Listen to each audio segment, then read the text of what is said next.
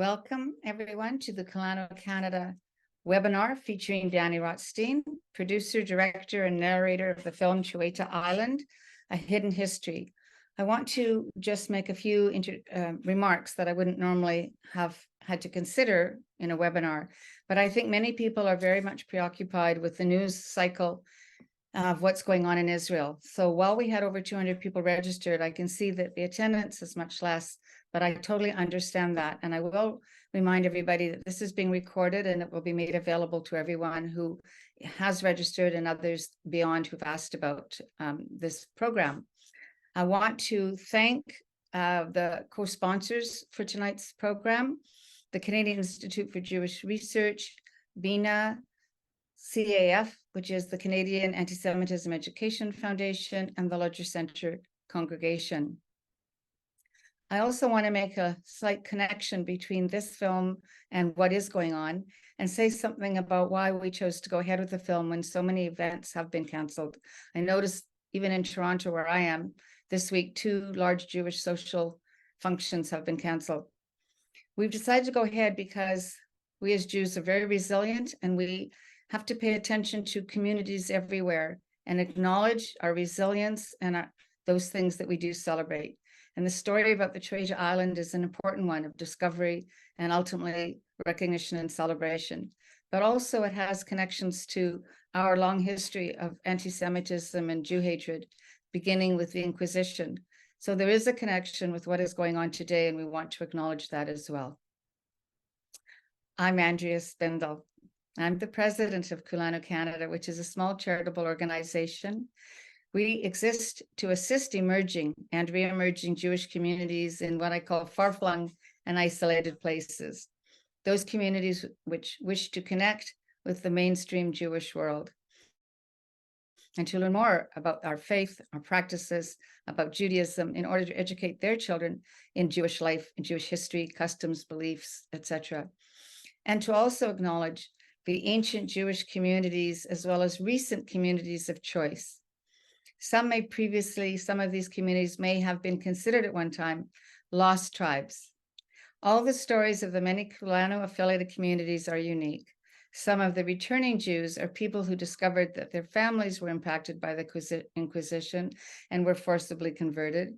Some were exiled or fled, if not murdered by the auto de fes, which were held under the command of the Grand Inquisitor. And tonight you'll hear about one such story. Kulanu Canada has existed for just under a decade. We're an organization that grew out of the work being done by an American organization called Kulanu, and Canadians wanted to do something similar to support and assist some of these communities. Our Kulanu Canada has worked with the Tiferet Israel in Ghana, the Abba Yudaya in Uganda, the Jews of Suriname, the B'nai Ephraim in India, and the Beit Avraham in Ethiopia. We've been greatly assisted by Kulanu in the US, which has many, many more years of experience and has very highly developed projects and relationships with communities around the world. If you'd like to know more about either of our organizations, please check out our websites. We are kulanucanada.org and the US parent organization is kulanu.org. And if you wish to donate to assist either of the organizations, we are both charitable, and you could donate on our donation portals, which are easily accessed and for which you'll receive a tax receipt. If you wish to be on our mailing list to receive information about our programs, please just send me an email at Andrea, and I have to spell it ANDRIA, at kulanucanada.org. I'd be happy to hear from you. I'd also like to mention that we are interested in people volunteering. And the role they can is to help connect with communities, organize programs, fundraise, and suggest ways in which we can be engaged with these communities. And if you want to visit a specific Jewish community with which we've got contact or the US Kulanu has, I'm sure we'd be happy to help to connect you. And I say that specifically because we're talking to Dani, whom I know would be very happy to hear from anyone who wants to visit. It's now my great pleasure to introduce Dani Rotstein, who's with us from Majorca, where he now lives. Dani moved from New Jersey to the island of Majorca in 2014.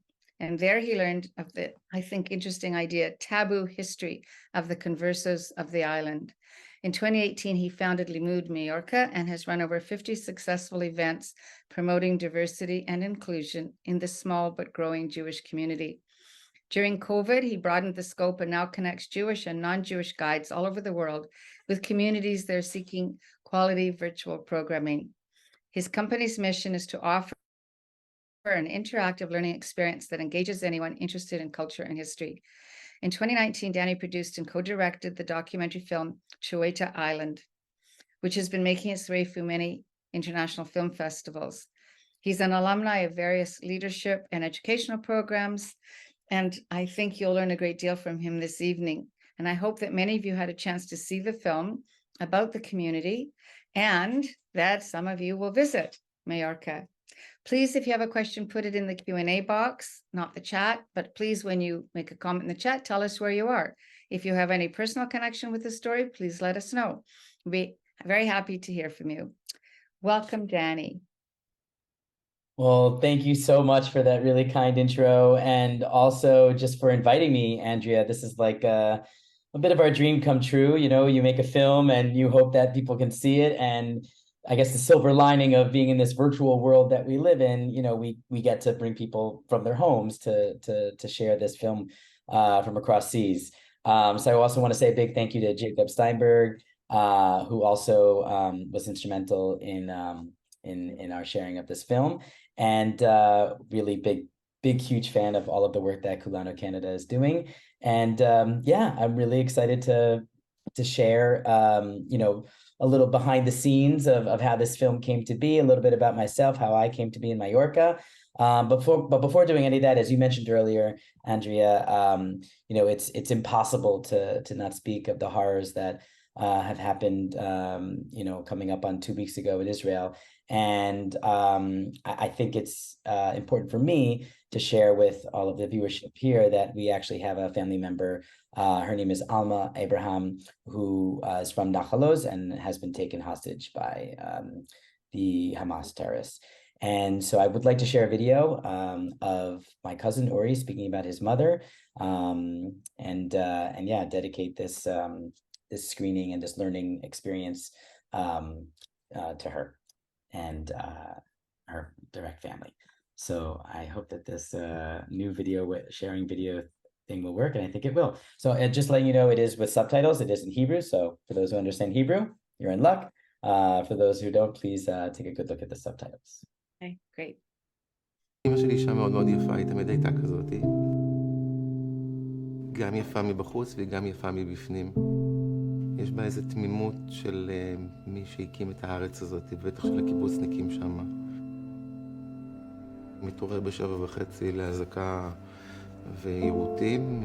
ברור לי לגמרי שאם זה קורה בתל אביב, זה קל וחומר קורה שם. מתקשר אליה ואז היא מספרת לי מה קורה אצלהם. היא אומרת שהם בממ"דים, הם הונחו לו לצאת. היא לבד, יש לי אח שגם כן שם, אבל הוא בחדר שלו. היא אומרת לי היא לא מצליחה לדבר איתו.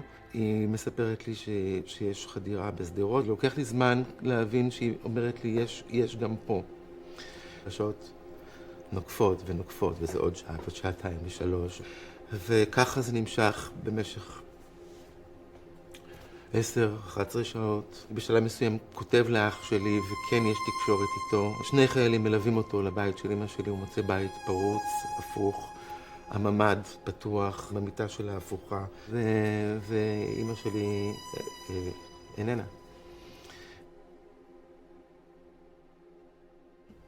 אני מקבל את זה מאחותי, היא כותבת לי, אוי, אמא כמה נראה חטופה, ואחרי שעה מגיע אלינו, אני אפילו לא יודע דרך מי ודרך איפה, תמונה, ואני מסתכל על תמונה, ואני רואה את אמא שלי.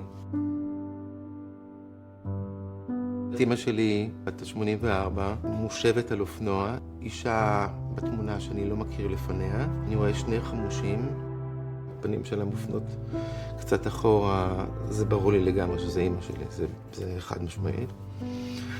בבקשה תחזירו את אמא שלי, אלמה אברהם, הביתה.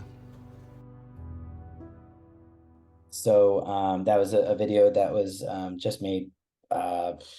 It must have been 2 days ago now, and so yeah, it's it's pretty, obviously, as you can understand, difficult times, but it actually, Andrea, like makes me feel that these type of events and also sharing our film is that much more important, because ultimately we're telling a story that happened here on Majorca Island that no one really knows about, which, you know, we hope that in the future one day someone will be sharing the story of what's been going on in the last 2 weeks.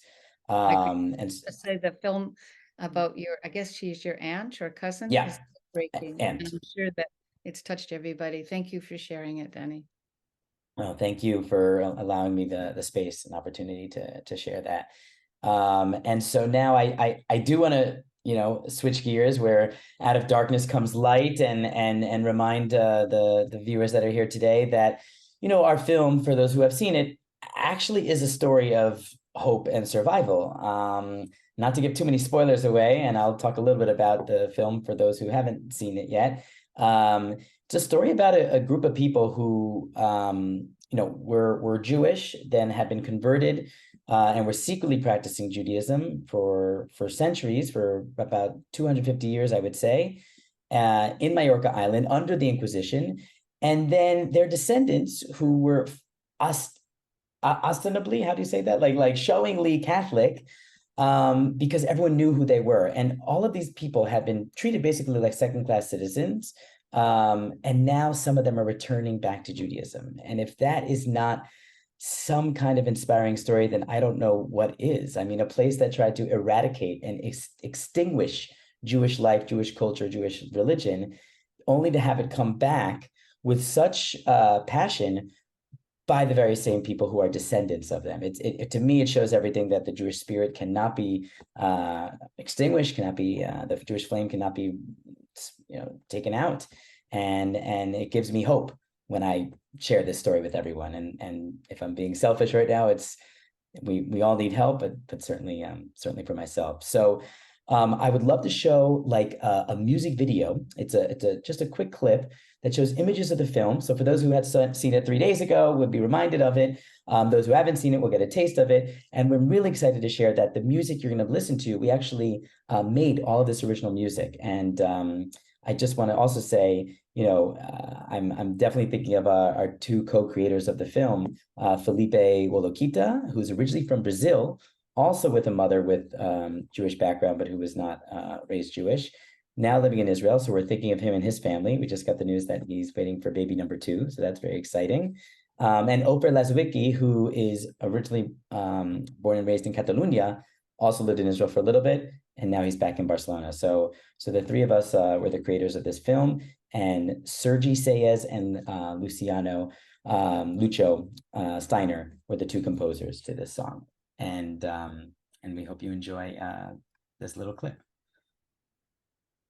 And I should say that Manny Hoffman is a Sephardic Algerian singer, originally from France. He's singing on it, along with Jasmina Petrovic, who is from Croatia, not Jewish, but performs klezmer and Ladino and lots of beautiful music here on the island. Enjoy.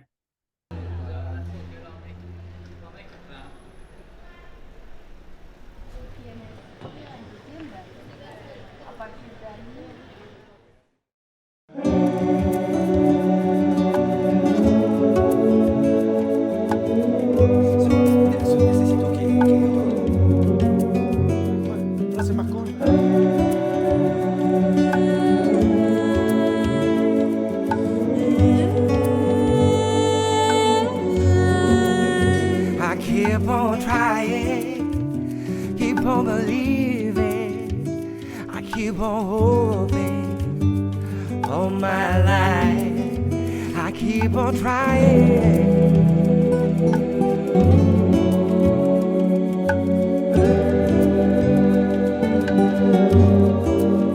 I keep on hoping, keep on believing, I keep on trying. Keep on hoping, I keep on trying, keep on believing all my life. Yeah, I know,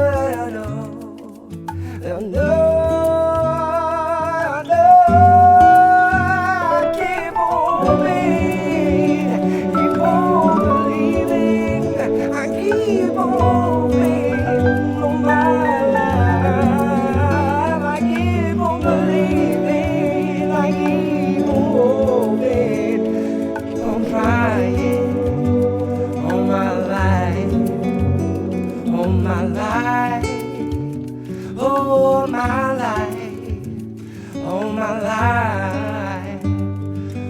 my life.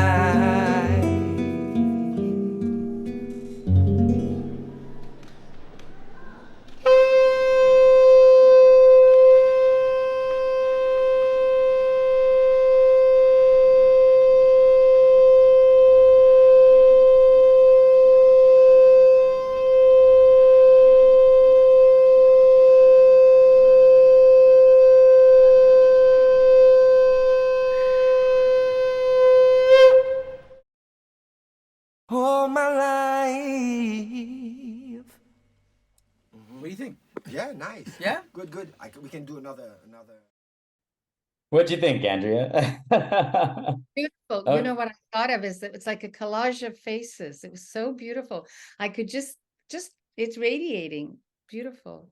Thank you. Yeah, it's so much of the film, Andrea, is it's character driven. I mean, it's about people living here in Majorca, and different opinions, different generations, different backgrounds. And I really take so much pride in the fact that I happen to live in a tiny island in the Mediterranean with probably over 30 different countries represented, of Jewish people from 30 different countries. Granted, it's one of each, but we got someone from Costa Rica, from Mexico, Argentina, Israel, Iran, Turkey, all over. And I'm coming from New York, New Jersey, where there's plenty of international people, but and this is so interesting that I'm dawning on this now. You think about social media online. We're all in these echo chambers, right? We're all in these little bubbles. I cannot tell you how it just hit me like a ton of bricks, Andrea, that living in New York, I was in the same Jewish bubble. I always was with my New Jersey, New York, Long Island friends who I went to Young Judea sleepaway summer camp with. I wasn't going to branch out and meet Yemenite Jews or Chabad from Williamsburg. Like, I didn't really have any interaction with them. We're here, you meet someone Jewish on this island where there's not a lot of Jews. We're talking about maybe 1,000, and that's a guess because we only have 30 or 40 paying members, and maybe on a Yom Kippur, Rosh Hashanah, we'll have a packed house of about 60, 70, 80, people there. But I think through my 8 years living here, I've met around 400, 500 people who are Jewish.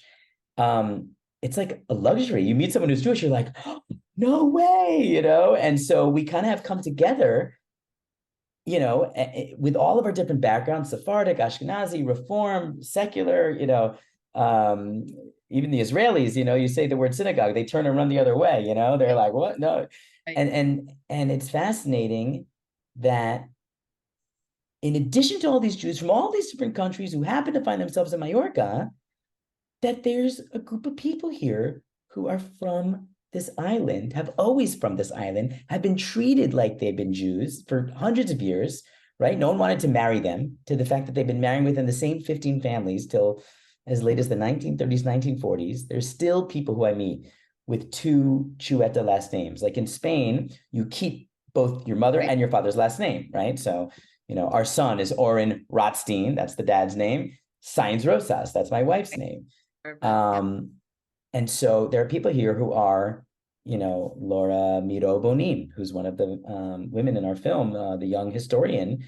She has two Xueta last names. It's kind of special. It's unique when you think about it, like she is someone who has a family tree that have always been marrying within these families. So it's really fascinating. Why did you choose to go to America? It seems to me almost paradoxical, because you went to a place where you weren't going to find Jews. It didn't expect to find any Jews. Right. You talked about having had it growing up in a Jewish milieu heavily, right? Yeah. Yeah. And then you go to a place, but you also say in the film that you really want your child to grow up with a Jewish background. So how did you expect you were going to achieve that? Wow, the child part came later. That was not intentional. That was I didn't I'm gonna move to Majorca and hope to raise a Jewish family. That certainly was not part of the plan. No, I was living in New York, and a very viable place, if you will, to find a Jewish partner. Speaking population numbers wise, and I wasn't happy. I was producing TV commercials.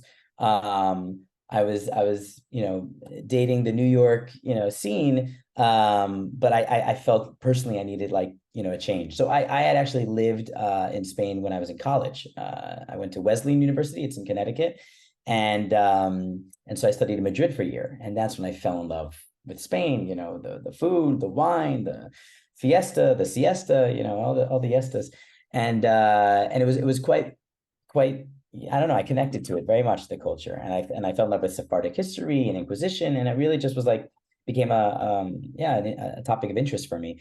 I got back obviously to the States, and I said, oh, I want to move back, but I didn't have any funds, money after graduating school. So where can I move to a Spanish speaking country within the United States? Right. I went to Miami, and in Miami, I was, able to practice my Spanish, started working in productions, went back to New York, and then I got this job. And so I really moved to Majorca, for work. I was going to be there for a year or two. And I really thought I was going to be the only Jewish person on the island.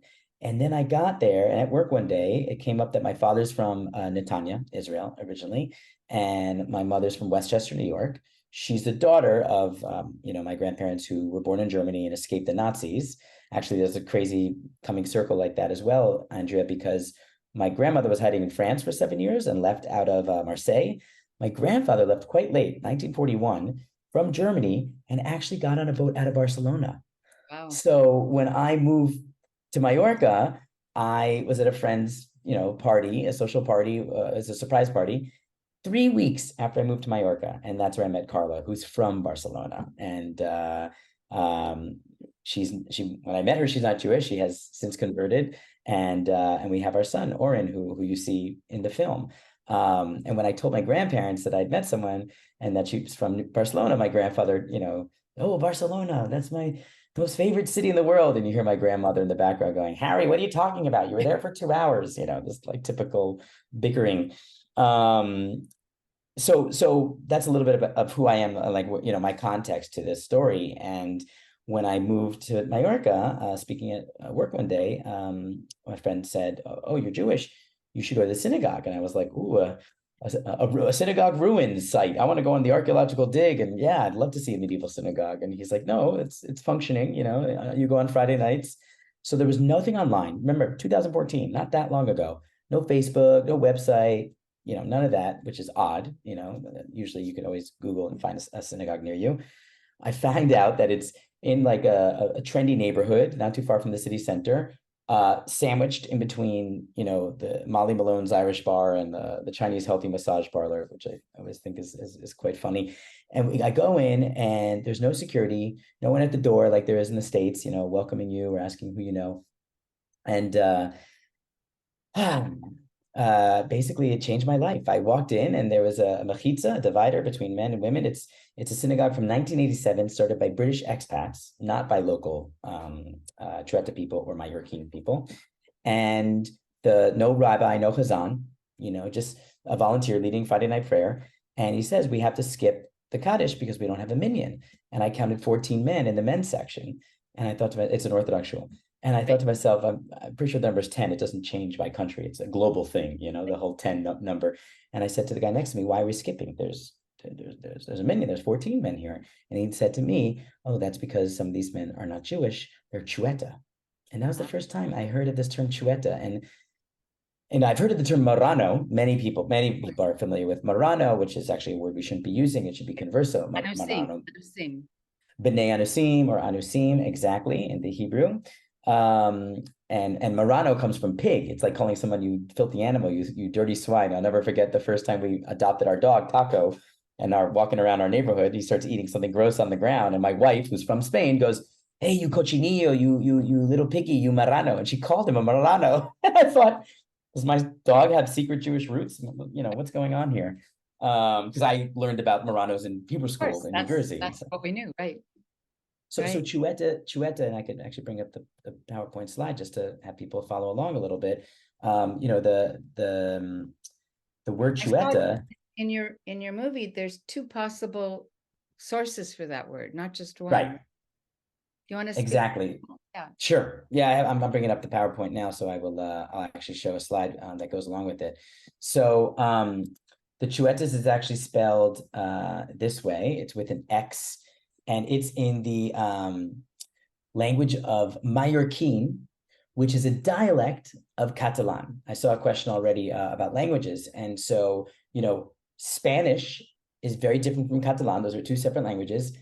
Catalan is like similar to Mallorquin. It's like a dialect. It's like American English would be Mallorquin, and the Queen's English, right? The proper British English would be Catalan. It's like a little bit of a higher brow type of, placement on it. Same language, just different words, different usages. So Els Xuetas means they are Catholic descendants of the Jewish conversos of Majorca Island. And there's a couple of different theories. We didn't talk about this in the film that much, but there are some French, perhaps Jewish historians who want to put the French slang into it. And dog is chien, Xueta.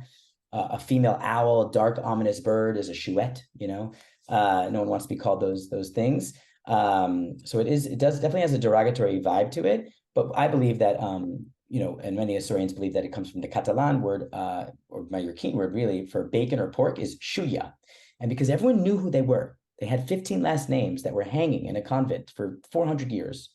And they all lived in the same area, everyone knew who was a Xueta, who was not. It's not like the Marranos in the mainland or the B'nai Amusim. They were able to assimilate very well. In Majorca, it was like a designated group of people that nobody wanted to marry because they came from the Jews, they came from the Hebrews. So they would cook bacon and pork outside their home where they lived to show everyone that they were no longer keeping kosher, they're no longer Jewish. And maybe some did this as an outside thing and didn't bring any bacon or pork inside their home. There are, there is that side of a theory as well. And the last root where this word might come from is the word for Jew in Catalan is jueu. And a not nice way to call someone Jewish is jueto, you little Jew. And so in a weird way, I just came up with this the other day, Xueta could mean you little Jewish bacon eater, which is just a crazy concept. I think it's worthwhile just going to the next slide just to give a little bit of derivation where the Xuetas came from. So there's Jews living in Majorca Island, which I'll show you a map of in a second, since the 400s.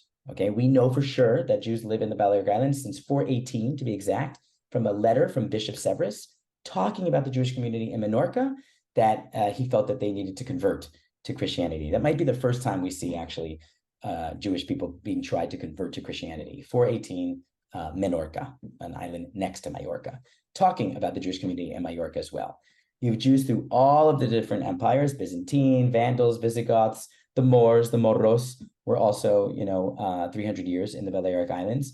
And then the Catalan conquest came, and the Jaime I of Aragon kept the Jews safe that were living under Moorish rule, and he brought new Jews to the island. And this was the golden age, right? 1200 to 1400, 200 years of incredible Jewish cartography. We're talking about famous rabbis that are from Majorca, doctors, physicians, administrators. One of the Jews, Isaac Mosconi in Inca, has an incredibly famous library. Just incredible the amount of contribution that medieval Jewish society had during that time frame. And then, of course, when things are going well, Andrea, no one has a problem with anyone. And when things turn south and economy goes bad and society starts to break down, that's when people look for the scapegoat. That's when they look for the other. And even you look at it so clearly. I mean, the reasons why something like 1391 took place, which I'll just flip to, these pogroms, right, that took across all over Spain. Started in Sevilla, and then it spread like a bad virus all over the Iberian Peninsula, which, to be honest, was very much the world at that time, right? We hadn't discovered the New World, the Americas, or India, or any of that. So basically, Jews were blamed for the Black Plague, because we have, we have lots of things instilled in our faith for hygiene purposes, like we wash our hands, we do the mikvah, we have kashrut. These are all help a tribe survive, right? So, when the Christian society sees not as many Jewish people dying from the Black Plague, they think that we put a curse on them, or that they were poisoning our wells, or et cetera, et cetera. And also socioeconomic reasons, right? Like Jews were not allowed to own land and work agriculture. And so, a lot of them were traders in commerce and money changers, because they spoke many different languages. They had different connections and ties all over the Mediterranean Sea, but also they were money lenders. I always thought, Andrea, why are Jews connected to money? What, do we have it in our genes that we're just like good with money and dealing with business? No, it's because for generations, we were kind of forced to be money lenders because a Catholic cannot lend money and charge interest to another Catholic. But the king said, okay, if the Catholic can't do it to another Catholic, let's let the Jew do it. So Jews were given this role in society as money lenders, which of course did not bode well for them, because when people were in debt, an easy way to extinguish that debt would be to have a pogrom and kill the Jewish population.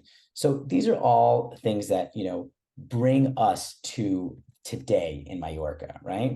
We had this forced conversion of 1435. That's when Judaism was officially extinguished on the Majorca Island. No more Jews because they'd all been converted. And then from 1435 to 1691, you have secret Jews or conversos or new Christians, right? They just became Christian. So a new Christian would not marry with an old Christian family and vice versa. So you already had these two separate groups of people in this Catholic society. And that's why the Inquisition came about, many reasons, but one of which was to root out who was the true believer and who was a false convert. But it was also a way to extort money from the converso population, from the Anusim population, because they kept kind of the same roles in society, but they were just now going to church. 1691, you have a terrible event that takes place, the burning of the stake, and it might be interesting just to show that scene as a reminder for people. We can think about that, where there was an attempted boat escape, and they were going to Livorno, because in Italy, that's a free port. It's not run by the Pope. And so they actually have a saying here in Majorca today. They still say, hasta Livorno no ritorno, like this idea of like, you're going to Livorno and you're not coming back. And it comes from these secret Jews of Majorca who would go to Livorno, return to being Judaism, and not come back to Majorca. They would escape, essentially. So this escape tried to happen. They were caught because there was a big storm, and they were tortured in the Black House, the secret prisons, for 3 years. And in 1691, there was a terrible, one of the many burning of the stakes, these autos de fe that you spoke about, where 37 Xuetas were burned at the stake, 34 of which went the quote unquote easy way by saying they were wrong, to have relapsed into practicing the law of Moses. They want to die a good Christian. They kiss the cross that is offered to them. They're garroted, meaning strangled, and then they're burned. But there are 3, it's still incredible to think about. In 1691, there has been no Judaism since 1435, but somehow there were still 3 people who withstood the torture for 3 years. And on the day that they knew they were going to die, they said in a loud voice, I was born Jewish and I'm going to die Jewish. And they were burned alive in front of 30,000 people that day. And their names are Rafael Vaz, Caterina Taronji, and Rafaelet Benito Taronji, her younger brother. And these are martyrs to the Jewish faith. And the fact that we don't learn about them in our Hebrew school, or we don't talk about them as much, the fact that the Majorcan people don't know this story, that's not educated about in schools here either, is quite honestly a complete travesty, because this is history. This is what happened. And I think it's way too obvious to be able to make the connections of what's happening today. And so much of this is why we felt that it was so important to make this film and tell this story. I'll just finish with the slideshow, then we can go back to questions. But in 1691 and onward, that's when you have this derogatory term, the Xuetas, because that they would eat bacon and pork outside, because they were called little Jews, all of these reasons this word came about, but definitely as a derogatory term. They were also called people of Segel Street, because that's where they live. That's an area where they live, which I can show a map in a little bit. Or they were just called people of the street. Like they're not even from a neighborhood, they're just from the street.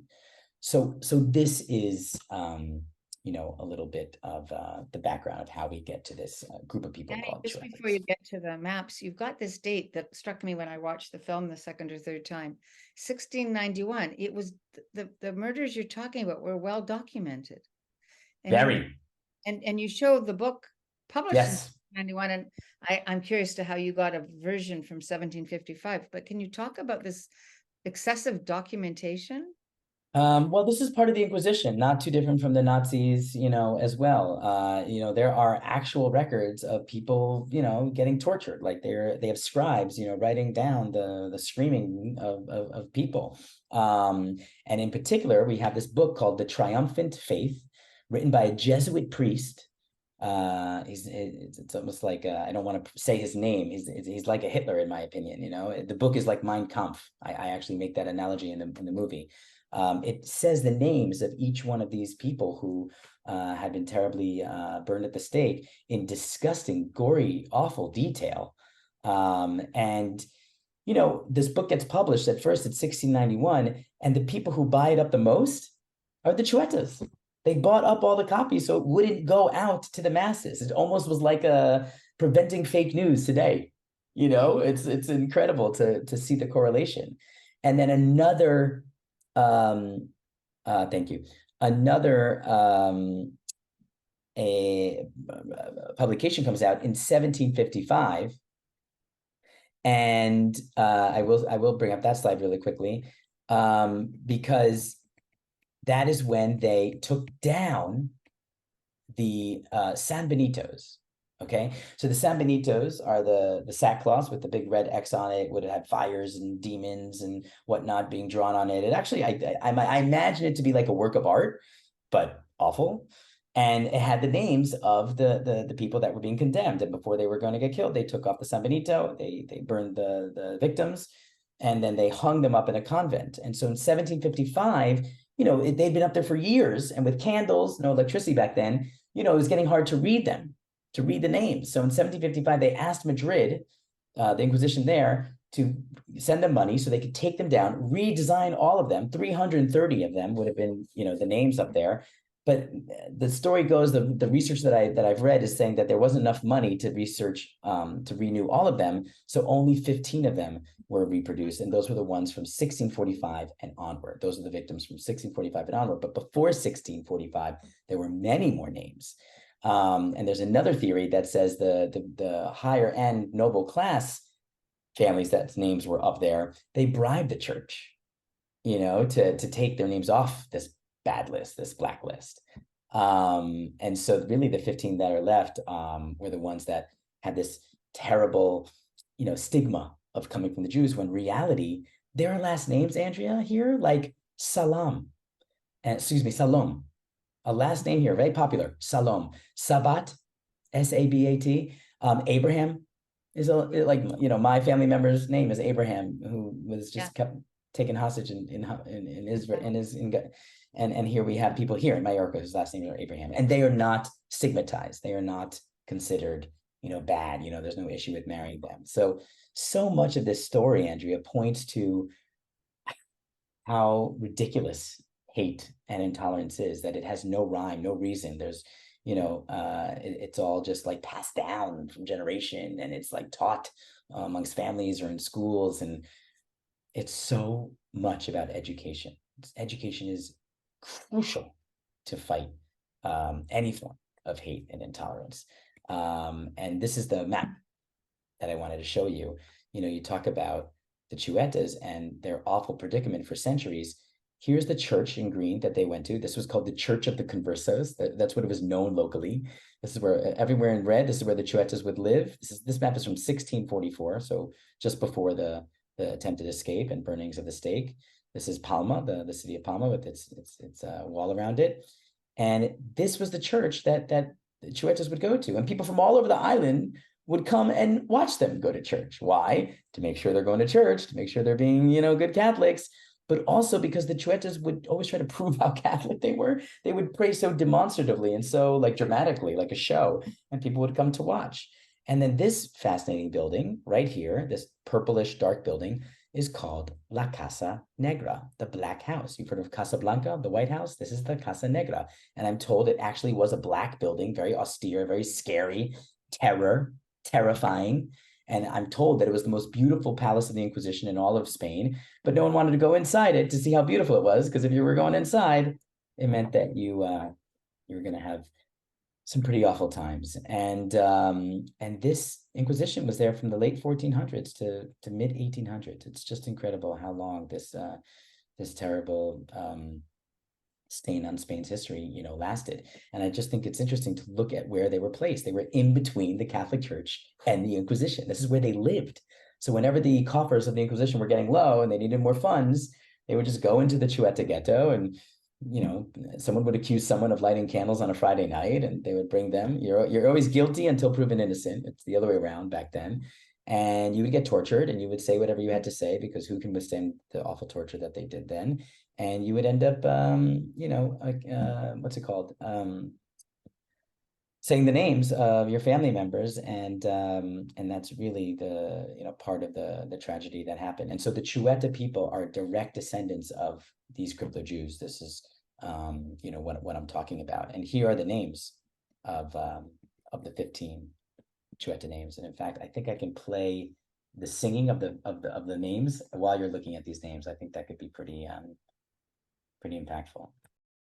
Aguilo Bonin Cortés Fortesa Fuster Martí Miro Pico Pinia Pomar Segura Taronji Valenti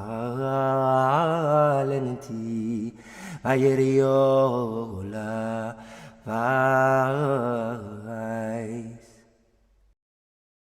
Is there still some kind of a stigma? I noticed the young gal, the researcher, is on the street talking to people. She says Xueta, and somebody makes a sarcastic remark, and she said, "See, you still can't talk about it." So is there still a stigma? Well, shockingly enough, and I'm so happy I get to do these like director's talks, because no one would have known that. We don't explain it in the film. The person who yelled that out was actually someone who was Xueta herself. Oh, An older person who lived there on the street, all her life, probably was teased and picked on and made fun of when she was a little kid. And she knows Laura. Laura grew up on that street. And so the Xueta person herself is the one yelling, "Stop with the Xuetas, enough. Like, let's right. not talk about it, like, let's move on." We say in Spanish, pasar página, let's pass the page, this is still, and you said it earlier in your intro, it's a taboo history. People who are 60 years and older have trouble still talking about it. It's something perhaps embarrassing, but also for Xuetas themselves, they get nervous, in times like this. Like people don't We have talk about this. grandparents that lived through pogroms that came out, to North America and wanted to be invisible. Exactly. My grandfather used to say Jews should not get into politics because if they do anything wrong, we'll all be blamed. Wow. And that's very true, right? Woo. I mean, that comment hits home right now in a major way with anti-Semitic events and activity taking place, because of what's happening in Israel right now. So that's more true than we know. Yeah, I think right in front of that church that I was showing you in the 1990s, there was going to be a memorial place for the Xuetas. This was like an initiative by a few that wanted to, commemorate this terrible history. This is 400 years we're talking about. And they were going to put the names back up, and it was going to be a fire and with pergamino, with flames going up. It was going to be this beautiful, I've seen the design of this, memorial. And the people that had the biggest problem with this memorial were the Xuetas themselves, who still lived in that area. They said, "What are you, crazy? We just got the names off the list. We don't want our names back on. We don't want our children, our grandchildren, our great-grandchildren to suffer the same, discrimination that we did growing up. No, don't. We're moving on. We're moving on." You talked about the importance of education and of memorializing, and I think you're so right, because I think all over the world there are places where Jews were massacred and we don't know, and we don't get remembered, right? There's no Absolutely. place in God's earth where you wouldn't find a Jewish story, I'm pretty sure. Absolutely. And, we're really, especially in Majorca, we're so blessed that it's an island and it's been closed for centuries. The only reason the Xueta issue is now becoming like talkable, and we made a documentary that was on the local TV channel. I'm doing tours with public schools now, and in the middle of the main square of Palma, I give the 15 last names to volunteers who come up, and without fail, Andrea, there's always at least 3 or 4 that look down and we're like, that's my name, and now they're learning that they have this Jewish heritage and Jewish roots. The only reason why we're able to even talk about this is due to globalization and mass tourism. In the 1950s and 1960s, Majorca opened up to the world. And that's when people from outside, like myself, came to Majorca. And, they didn't know the difference between someone who's from Majorca who has one last name and someone from Majorca who has another last name. Like, to them, they don't make a distinction. They're both Catholic. They speak the same. They're both from Majorca. And only the local people know about the difference, know about who's Jewish, who has Jewish roots, and who's not. And I think that's also fascinating because, you come to an island like this, and it's incredible how there's still a shop, which I'm going to show you right now. It's a deleted scene. So everyone, if you've even seen the movie, this is going to be new for you. It's a deleted scene of us interviewing Mikel Aguilo. He's Xueta, who has had haberdashery. I never know how to pronounce that store. It's a store with, ribbons and men's ties and stuff like that. It has been in his family since the year 1685. Oh. His family bought it, Xueta family bought it from the Inquisition, who had taken it over when crypto Jews had left the island, had escaped. And they bought it from the Inquisition in the year 1685, and it has been there. And what I'm not able to communicate to you is that it is downtown central Palma. I mean, there must be thousands of tourists that come by there every day with the cruise ships. People are willing to offer him, 7,000 euros a month for rent, and he wants to keep it in his family. And it's only going to be a matter of time before he has to give it away. So let me show you that deleted scene. And actually, that's a good opportunity for me to check out some of the questions, and I can go start responding to those as well. So here we go. This is going to be a video of Mikel Aguilo, the shopkeeper. And I can't wait to share with you a very special connection about this man when we're done watching. Bueno, jo som en Miquel Aguiló, som 11a generació d'una família de botiguers, més concretament mercers, perquè sempre hem venut el que veus aquí, fils, cintetes, ventalls, botons i totes les punyetetes de merceria. I estava un negoci que fa 330 anys, que és de la mateixa família, que els meus avantpassats varen comprar a la Inquisició, perquè antes era d'un jueu convers que va haver de fugir de Mallorca perquè no el cremassin. I som d'una família xueta que duim aquest negoci fa 300 anys. Hem conservat una petita part dels documents que teníem, perquè la majoria se van fer malbé, i hem pogut rescatar una història que mon pare no coneixia. Ara mateix, si anaus en el carrer d'Argenteria, queda qualque negoci antic, representant per xuetes, i si voleu entrar i parlar amb aquesta gent major sobre el tema xueta, vos trobaran a de fora. No em volen parlar. Pensa que mon pare no tant, però la meva predina, per exemple, sí que va patir les seves cans, vull dir, quan arribava Pasco, que passassin per aquí, t'insultassin, o que te tirassin pedres, era una cosa que passava, i quan s'acostava la Pasco catòlica, que t'insultassin, assassins de Jesús. I hem pogut construir aquest arbre, que són 500 persones, tots, menys el meu sogre i ma mare, tots són xuetes, perquè no se mesclaven. I hem pogut, en verd, hem pogut construir des de on venia la botiga que va comprar el nostre avantpassat, l'any 1685. Xuetes, antes que xuetes, com la resta de mallorquins, se senten molt mallorquins. És una cosa que la meva filla sempre em diu: «Papà, si història és horrible, no m'agrada gens estudiar història». Clar, és un mètode que a l'escola la manera d'ensenyar història és aprendre fetges i aprendre noms. Però si aprenguéssim història contar de les coses que han passat i per què han passat, seria molt més interessant, per exemple. Could not have been more true. How do you respond to that, Andrea, the video? Amazing. Well, first of all, the family tree, the idea that he's tracked all these names down is fantastic. I have to tell you, I have a genealogy hanging on my wall down in my kitchen of my 1,550 closest relatives, because my mother spent most of her adult life tracking down our family history. I think it's fabulous. Now, of course, in my case, the family, many are not here anymore, but she still found everybody's name. I think the piece that is so powerful here is that you're encouraging everybody to think about their history, Jewish history, communal history. We own the history, and we do need to know it. So what are you doing about getting this into the educational system? So we actually had a pretty big proposition at school. It's not a law that took effect. It's like a proposition to make a law.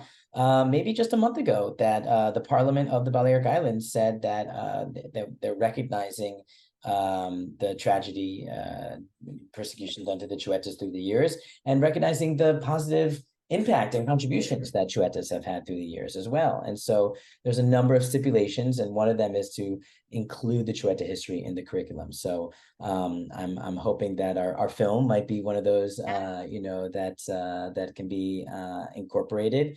And I don't think it's too much of a tangent. Let me see if I can pull it up here rather quickly. Yes, I can. I think this could be interesting for everyone to see. This is a local TV station.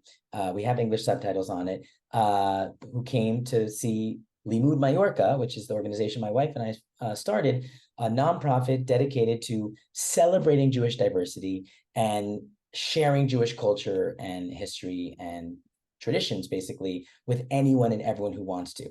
Now, limuds in other countries with large Jewish population, it's really only for the Jewish population because it's a way to bring different Jewish denominations together, right? You have Reform and Conservative and Orthodox, and whoever wants to feels safe. And it's usually the food is kosher. It has to be kosher, so every Jew can be able to eat it, et cetera, et cetera. Here in Majorca, we don't have that large much of a Jewish population, so we really open it to all. And we always have people coming on our tours. We always have people coming to our concerts. We always have people coming to the conferences. It's really, really special.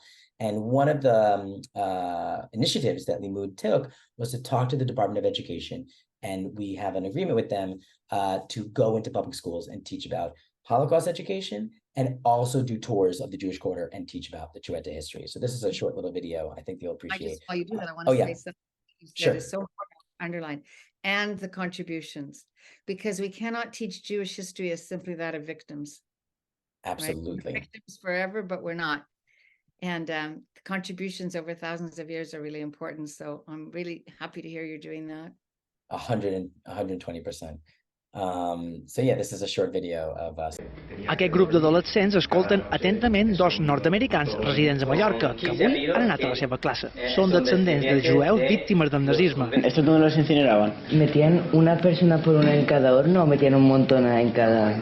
Aquesta carta la varen escriure familiars de Josh Grunsberger des d'un camp de concentració. A la xerrada que fa als adolescents explica la història dels seus padrins i també de son pare, que encara és viu. Una història que deixa els joves astorats. Y tenía que comer cebolla del jardín para sobrevivir hace menos que 80 años. Y hoy en día todavía existe gente que ha passat per aquesta història. Quan ens ha explicat la història del seu pare, que va viure a vall d'una carnisseria a França i que va estar dormint durant un parell d'anys en una cadira, allò sí que és el que m'ha impactat bastant. Que los judíos han tenido un pasado muy, muy duro.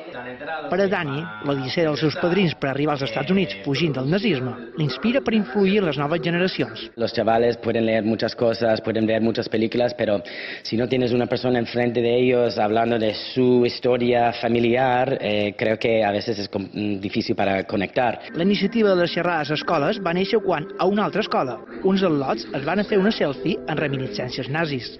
El col·lectiu Limud s'ho va prendre de manera positiva. Si ha sortit un tema tan important, com nosaltres podem contribuir.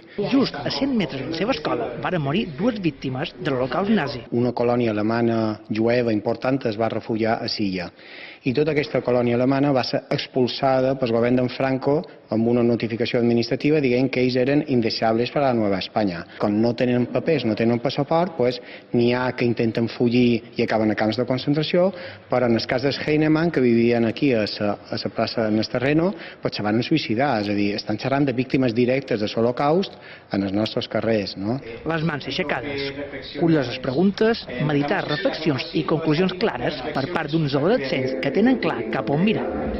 Que puede volver a pasar sin que nos demos cuenta en el momento. Cuando ves una injusticia hay que denunciarla. Hay que estar bien atentos porque podría ocurrir en cualquier momento. Si sabem els errors del passat, no els cometrem en un futur. We hope that's true, right? That it won't happen again, though it's happening again. We're going to wrap it up soon. I have like 2 pages of questions. I'm not gonna get to it, right? As I watched it, I'm writing questions like mad. I'll have to phone you.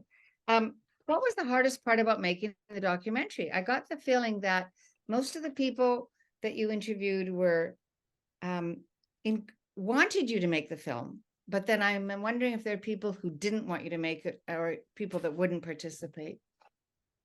Wow, so that's a multi-layered question. I'll start with the first thing you asked. What was the hardest thing? The hardest thing was that this was our first film that we ever made. We had no clue what we were doing. I mean, it was really, you heard the term run and gun. This was sprint and bomb. I don't know, that's a terrible analogy, but basically it was like so fast paced, Andrea. We basically came up with the idea.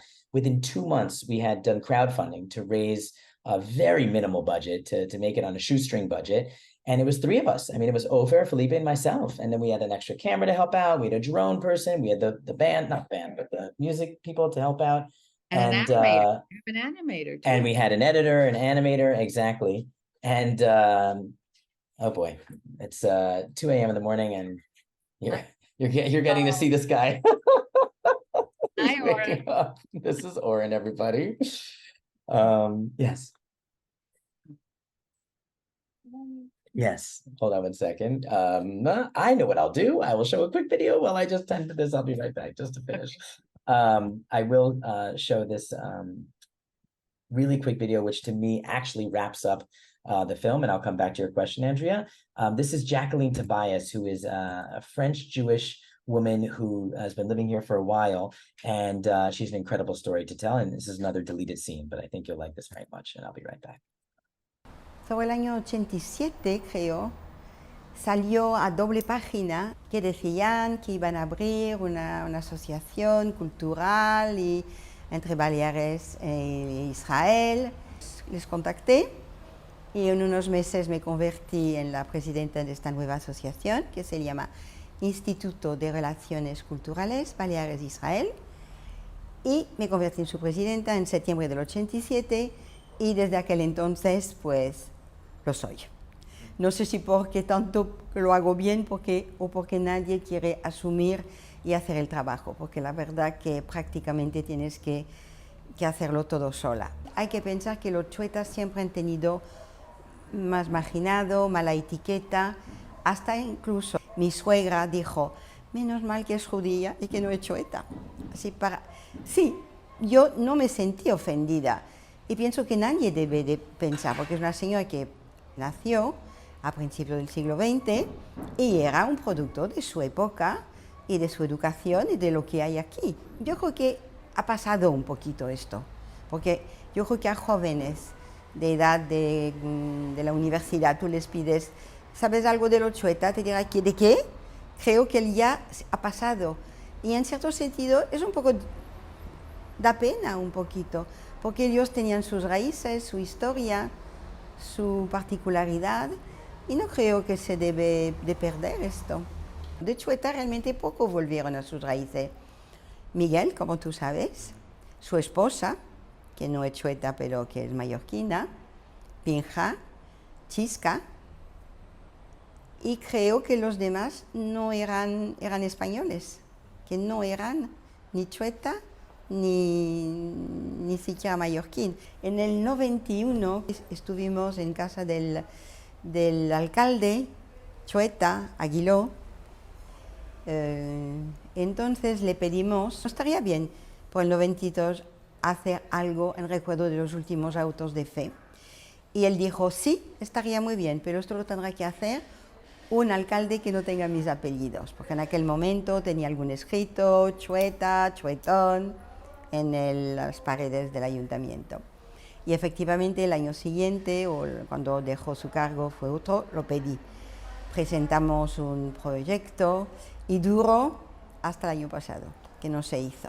Había pedido que se pusiese en la plaza, detrás de la Plaza Cort, en la Plaza Santa Eulalia, donde es el encuentro de varias calles. Y era una cosa muy importante. La gente del barrio no le pareció bien. Entonces se hizo en la Plaza Cort, donde realmente ocurrió, y 20 años después, o 30, no sé. So that was just a little clip to show, once again, a deleted scene that we didn't make. And I just want to linger on that scene for a second, then go back to your question. The fact that her mother-in-law said, oh, she's Jewish? At least she's not Xueta. That, to me, sums everything up. The whole reason why we made this film and why it was so important to make. It's that what we were talking about earlier, hate and tolerance, doesn't come from anything. No one is born homophobic or racist or anti-Semitic. No, it's all learned either in the home or at the school or in the playground. It's all received hate, is what is pushed out there. And so it's bad education, basically. And so I think that, for her son to marry someone who's just like her son, Mallorquin, Catholic, but just has a different last name, they don't even know the reason. Just because that last name's bad. But really, if you knew the details, you know that last name was bad because they came from Jews.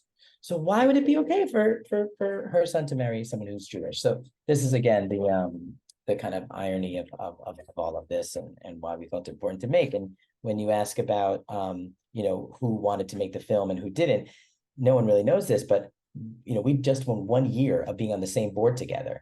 And this was a moment of revival, and we were excited to build community together. 2 Xuetas, an American Jew, a guy from Girona, Israelis. We were all really coming together. And I almost took this project as an investigative research. I did not go on any of the interviews. The only time I was a part of the film process making was when I was in a scene. But when Ofer and Felipe went to interview Mikhail and Abraham and Yitzhak and all these different characters, I didn't go because I wanted to know what they thought of Limud, what they thought of the synagogue, what they thought of the tours, all of it. And it was almost like a research project in that way. And I think it's a kudos, hats off to Ofer and Felipe, who did not know any of them, who did maybe 1 or 2 pre-calls with the interviewees, and then went to their homes and interviewed them and had them really divulge. It's beautiful work on their part. And these folks had, absolutely. Sorry? I love the passion some of your interviewees had for their past, their history, for their Jewish connection, right? It was beautiful. You mentioned, did some people have a problem with the film? No one had a problem with us making the film, but when we were finished and we showed it around, you'll find this interesting. There's a group called Memoria de la Carrer, memory of those of the street. Those of the street are the Xuetas. But this group takes a look at the Xueta issue. They are Xuetas themselves from an anthropological, perspective. Genetics, DNA testing, which they've done quite a bit of. Cultural, sociological, nothing to do with religion. So there are a number of Xuetas that do events, that do conferences, all this stuff, but they don't come to the synagogue. They have zero interest in learning about Judaism. They don't need to connect to their Jewish identity from a religious way, which, funny enough, is a little bit of how I am, right? I'm not someone who's devout Shomer Shabbat or kosher or what have you. I connect to my Judaism in many other different ways, through culture, through food, through Israeli Rikud dancing, so much. And so they were a little upset when we screened the film for them, because they said, Dani, you're only presenting 1/5 of representative of the Xueta people. Actually, probably way less than that, probably like 100th. Because if there's 20,000 people who have Xueta last names on the island, we're talking about only 10 or 15 that have returned to Judaism. And you saw how many people we interviewed in the film, like 2 or 3 that have returned. And then you interviewed Laura and Xueta, the more younger generations. and they were not interested in converting. Although interestingly enough, Joan Manuel, the young philosophy professor, he did actually convert in Israel last year, I believe, last April. Actually, he completed his conversion. So it's interesting. Look, in the end, even amongst the Xuetas, there's such diversity. And I saw a question from Jacob in the Q&A, like, was there ever talk about opening a Reform shul or a non-Orthodox environment? To me, Limud kind of represents that. We do Rosh Hashanah dinners, we do a Pesach outside in a beautiful finca during the day. We're not beholden to halacha or Jewish restrictions, because we have the synagogue that does that. So if there are people that want to connect to Judaism or holidays in a non-halachic or I don't know what the word is, observant way, to be more free flow about it, we have that as an option. But it's so important that we didn't open up another Reform shul, because that's the same old joke, Andrea. 2 Jews, 3 synagogues, and an island. Yeah, but you know what? Even if you're not observant, and I have not been, if you don't know what the religion is, then you lose it. Food is not enough. Music is not enough. You can choose not to practice or reject it or argue against it, but you know what's missing for so many of our generation and our children and grandchildren is they don't know what it is that they're giving up. So but it has to be finish. Sorry. No, I was going to close on that to say we need to preserve Judaism, even if we don't all live the rules, if you like, the laws, I would rather say than rules, or observe everything. We're people that debates everything. I'd rather know it and then disagree with it than not know it. But you have to learn it first. I'm going to say something that also can be used as a closing, and I'd actually love to show a short little clip. I think you're going to love this, Andrea. This is a bit of a surprise for you. My next project is going to be about this global phenomenon, not just this little tiny example in Majorca, this global phenomenon happening all over Latin America of emerging communities, right? Exactly what Kulanu Canada is working to support. This idea of people who have Jewish roots, some people who don't have Jewish roots, who just fall in love with Torah and want more Torah in their life. They are now, teaching themselves how to be Jewish, and then going to the local Jewish communities in Colombia, in Ecuador, and saying, hey, Guatemala, El Salvador, Nicaragua. I'm familiar with that. It's wonderful, exciting. And so to document their struggle, because again, the Xuetas right now in Majorca, they're the ones going every Friday. I'm not going every Friday to the synagogue. They're the ones kind of keeping the synagogue up from a halachic and a religious perspective, because they just fell in love with Judaism, 10 years ago, 5 years ago, they didn't grow up with it, where if you were born Jewish, depending on your childhood or experience, you may reject it or you may not be into it. And I think that we can learn so much from people who just join our people, and they have such a passion. And I do believe that they're going to help bring Judaism into the future. I really believe that. And so I will love to close on a 1-minute trailer to show this idea of a next project, which is not filmed yet. So if there's anyone out there, this is wonderful, that might be interested in helping us, I'm so excited to share this project with you. So here we go. This is called Reemerge, and I'm really excited to share this with you. My name is Dani Rotstein, and I'm a documentary filmmaker. I want to tell you about an extraordinary phenomenon taking place in Latin America today. I actually had to go there myself to see if it was true. There are different Christian groups interested in converting to Judaism. O sea, a mí si me dices, compruébame que eres judío, a lo mejor no te lo puedo comprobar, pero te puedo mostrar el corazón. Mi corazón es judío al 100%. Mucha gente tiene mucha sed de judaísmo acá, quiere conocer, pero no hay una puerta abierta para eso. Comencé a investigar mucho sobre el judaísmo. Fui a la comunidad judía y me dijeron que ellos no podían ayudarme. Because people have been rejected by the established Jewish communities, they're going and forming their own. Now you have emerging communities going away from traditional communities. That's crazy. Esta comunidad son todos conversos, menos yo. Son dos tipos de exigencia. Aquí nos piden más observancia y allá nos piden mejor posición social. Our plan is to create a documentary series that will shine a light on these unknown stories, highlighting their different hopes, experiences, and challenges. Me decían, pero piénsalo bien, vas a ser discriminado por latino y ahora vas a ser discriminado por judío. Ándate de aqui, todavía sé feliz. A sinagoga tem que estar aberta, a sinagoga não é museu, tem que estar aberta. Eu acho errado. Right now, we are looking for producing partners to help prepare the project and secure funding so we can return to Latin America to tell this story completely.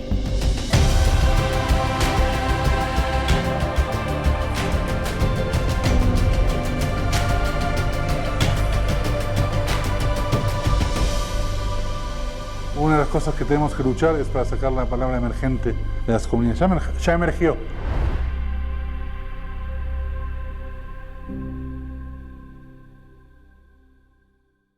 Well, Dani, that was a perfect, wonderful, amazing ending. And you know, it's got my heart.